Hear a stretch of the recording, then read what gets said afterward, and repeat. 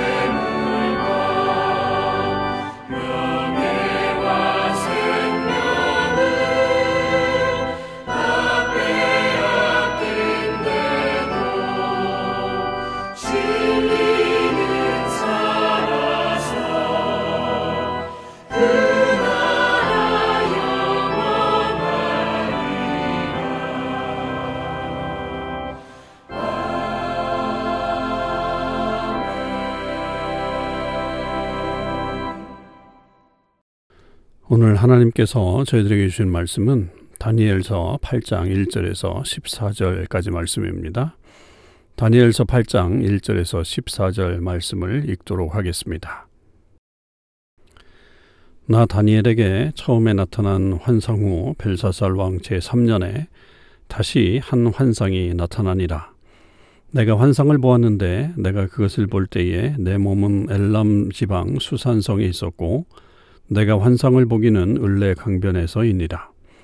내가 눈을 들어본즉 강가에 두 뿔 가진 순양이 섰는데 그 두 뿔이 다 길었으며 그 중 한 뿔은 다른 뿔보다 길었고 그 긴 것은 나중에 난 것이더라. 내가 본즉 그 순양이 서쪽과 북쪽과 남쪽을 향하여 받으나 그것을 당할 짐승이 하나도 없고 그 손에서 구할 자가 없으므로 그것이 원하는 대로 행하고 강하여졌더라. 내가 생각할 때에 한 순념소가 서쪽에서부터 와서 온 주변에 두루다니되 땅에 닿지 아니하며 그 염소의 두 눈 사이에는 현전 뿔이 있더라. 그것이 두 뿔 가진 순양 곧 내가 본 바 강가에 섰던 양에게로 나아가되 분노한 힘으로 그것에게로 달려가더니 내가 본즉 그것이 순양에게로 가까이 나아가서는 더욱 성내어 그 순양을 쳐서 그 두 뿔을 꺾으나 순양에게는 그것을 대적할 힘이 없으므로 그것이 순양을 땅에 엎드려뜨리고 짓밟았으나 순양을 그 손에서 벗어나게 할 자가 없었더라. 순염소가 스스로 심히 강대하여 가더니 강성할 때에 그 큰 뿔이 꺾이고 그 대신에 현저한 뿔 넷이 하늘 사방을 향하여 났더라. 그중 한 뿔에서 또 작은 뿔 하나가 나서 남쪽과 동쪽과 또 영화로운 땅을 향하여 심히 커지더니 그것이 하늘 군대에 미칠 만큼 커져서 그 군대와 별들 중에 몇을 땅에 떨어뜨리고 그것들을 짓밟고 또 스스로 높아져서 군대의 주제를 대적하며 그에게 매일 드리는 제사를 없애버렸고 그의 성소를 헐었으며 그의 악으로 말미암아 백성이 매일 드리는 제사가 넘긴 바 되었고 그것이 또 진리를 땅에 던지며 자의로 행하여 형통하였더라. 내가 들은즉 한 거룩한 이가 말하더니 다른 거룩한 이가 그 말하는 이에게 묻되 환상에 나타난 바 매일 드리는 제사와 망하게 하는 죄악에 대한 일과 성소와 백성이 내준 바 되며 짓밟힐 일이 어느 때까지 이를꼬 하매 그가 내게 이르되 2300주야까지니 그때의 성소가 정결하게 되리라 하였느니라. 아멘. 오늘도 우리 참소망의 식구들과 또 이 새벽기도에 동참하는 모든 주님의 백성들에게 하나님의 은혜와 사랑이 충만하기를 주님의 이름으로 축원을 드립니다. 오늘은 다니엘서 8장 1절에서 14절의 말씀을 묵상을 하는데요. 이 말씀은 우리가 보았던 7장의 말씀과 아주 비슷한 내용들을 담고 있습니다. 물론 그 내용들이 조금은 다르지만 그 시대적인 어떤 예언에 대한 내용들은 거의 같은 것으로 이렇게 볼 수가 있겠죠. 이제 이 환상은 벨사살 왕 제3년에 주어진 환상이죠. 그래서 7장에 나타난 이 환상보다도 조금 늦게 주어진 그런 환상인데요. 그 환상에서 이 환상은 특별히 그 수산성에 있을 때에 수산성은 이제 주로 왕들의 어떤 휴가지 정도 되는 그런 성이었고 거기서 이제 을레강변이라고 하는 곳에서 그렇게 그 환상을 보게 됐습니다. 그래서 그 환상의 내용도 강가에 두 뿔 가진 순양이 서 있는 것으로 그렇게 나타나고 있죠. 그래서 맨 처음에 이 순양을 보게 되었고 두 뿔이 있었는데 그 두 뿔이 다 길었고 그 중에 한 뿔은 다른 뿔보다 더 길었다라고 하는 것을 말해주죠. 이것은 메데바사 제국을 말하는 것으로 특히 이제 메데보다는 메데를 이기고 나타난 이 바사 페르시아라고 하는 그런 나라를 이 순양이 상징하고 있는 것으로 그렇게 볼 수 있습니다. 그래서 서쪽과 북쪽과 남쪽을 향하여 받으나 당할 짐승이 없었다. 구할 자도 없었다. 그리고 원하는 대로 행하고 강화해졌다라고 하는 것을 말하므로 그 페르시아 정권이 굉장히 강하게 그렇게 정권을 이루었고 강대국이 되었다라고 하는 것을 말해주고 있습니다. 그런데 이 순양의 환상이 금방 대치되죠. 그게 이제 순염소 환상으로 바뀌게 되는데요. 그 순염소가 달려와 가지고 결국 이 순양을 치게 되는 것을 보게 됩니다. 그런데 그 순염소는 서쪽에서부터 온다 이렇게 표현하고 있죠. 그렇기 때문에 이 서쪽이라고 하면 결국은 이 그리스 제국을 말하는 것으로 그렇게 이해가 되고요. 결국 이 그리스가 이 동쪽으로 이동하면서 그 나라를 정복해가는 그런 장면들을 말하는 것입니다. 그럴 때 이들이 얼마나 빨리 진군을 했냐면 땅에 닿지 않는다라고 할 정도로 굉장히 빨리 그 진행을 해왔고 그 염소의 두 눈 사이에는 현저한 뿔이 있었다라고 하는 이것은 우리가 잘 알고 있는 알렉산더 대왕을 그렇게 의미하는 것으로 그렇게 이해가 되고 있죠.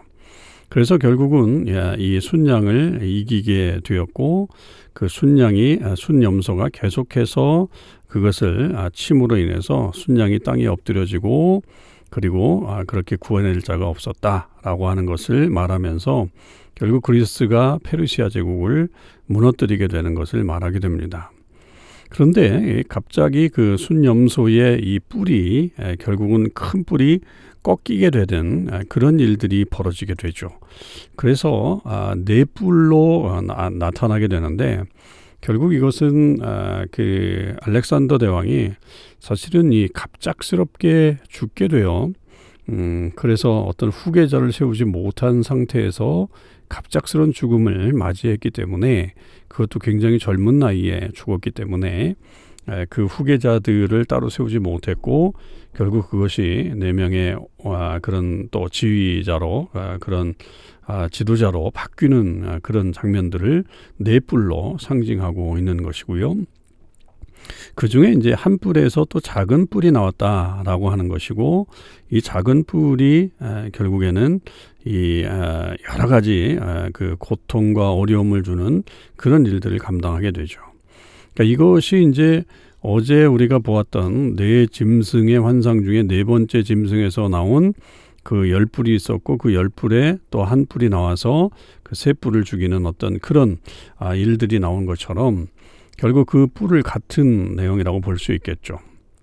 그래서 그 오늘 말씀에서 이 작은 뿔은 결국 그 안티오쿠스 4세 에피파네스를 말하는 것으로 그렇게 이해가 됩니다.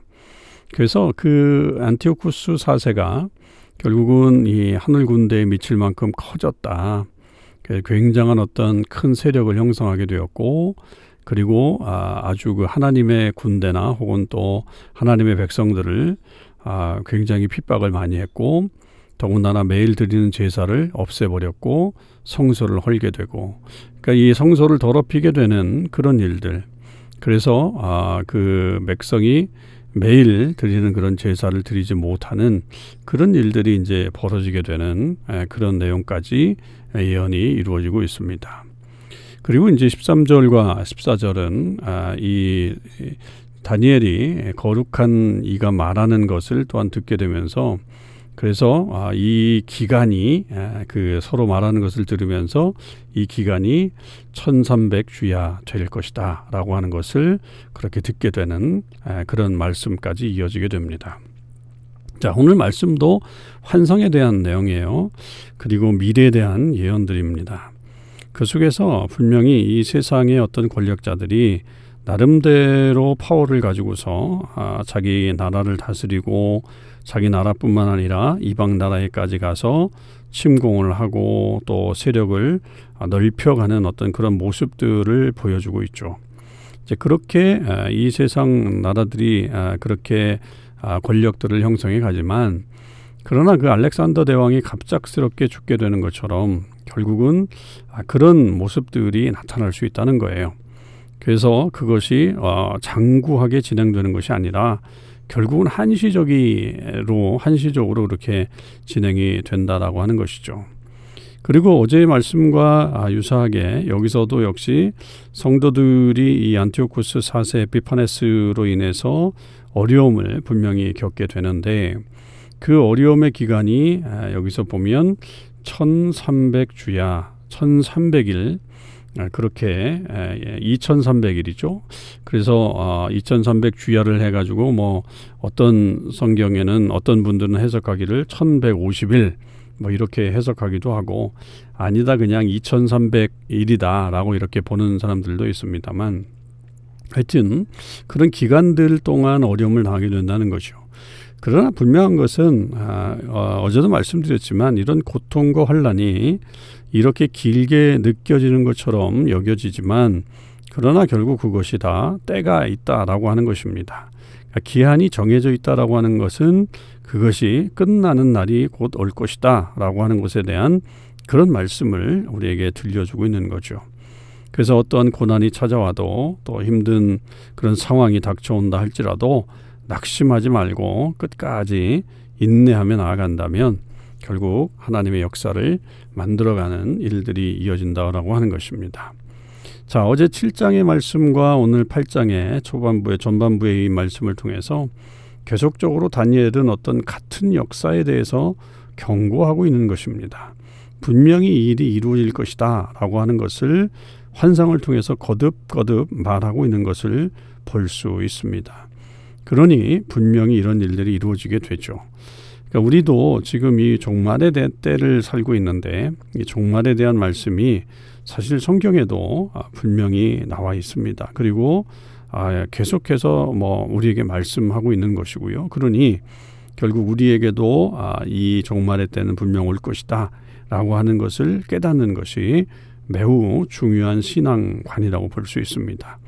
이 종말론적인 신앙을 갖지 않으면 결국에는 우리에게 굉장히 안일한 신앙이 될 수 있고 또한 하나님의 역사를 제대로 이해하지 못하는 어리석은 면을 갖게 되는 그런 위험성이 있음을 늘 깨달으시고 우리가 이 말씀이 이루어진 것처럼 또 우리에게 주어진 하나님의 말씀이 우리에게 앞으로의 미래의 모든 일들도 이루어질 것이라고 하는 것을 확실하게 믿으면서 우리의 신앙생활을 굳건하게 하는 저와 여러분의 삶이 되실 수 있기를 주님의 이름으로 축원을 드립니다. 기도하시겠습니다. 하나님 아버지 감사합니다. 오늘도 하나님께서 저희들에게 말씀해 주시는 다니엘의 환상을 통해서 다시 한번 하나님의 위대하심과 또 하나님의 역사에 대해서 고통을 당할 때도 있지만 그러나 분명한 하나님이 승리를 주실 것에 대한 확신을 갖게 하심을 감사드립니다. 하나님께서 온전히 인도해 주셔서 우리의 삶이 더욱더 주께서 원하시는 삶을 살아갈 수 있게 하여 주시옵시고 우리의 주제이시며 이 세상의 주관자이신 하나님을 신뢰하며 끝까지 나아가는 저희 모두가 되게 하여 주시옵소서. 하나님, 우리가 종말에 대한 신앙을 굳건하게 지키며 살아가길 원하오니 아버지 하나님, 저희들에게도 흔들리지 않는 믿음 허락해 주시옵시고 이 마지막 때를 하나님의 성령으로 가득하며 충만한 삶을 살아가게 하여 주옵소서. 감사드립니다. 우리 주님 예수 그리스도의 이름으로 기도하옵나이다. 아멘. 성도 여러분, 오늘 하루도 주님의 은혜 안에서 승리하시는 삶을 사실 수 있기를 바랍니다.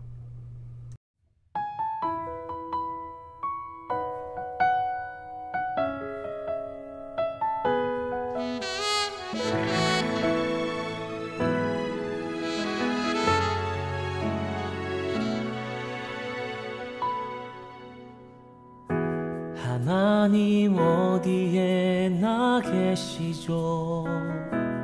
교회와 가정, 학교와 일터에도 하나님 이름 부르는 그곳에 주 계시니 그곳이 바로 교회라. 내가 선 그곳이 어디라도 여전히 주님 나와 함께 계시니 하나님 이름 부르며 살리 내 안에 주 계시니 우리가 바로 교회라. 우리 모여서 예배하고 흩어져서 예배해요. 우리 어디 있든지 하나님 함께 하시니 우리 모여서 예배하고 흩어져서 예배해요. 우리 어디 있든지 오직 주님만 예배합니다.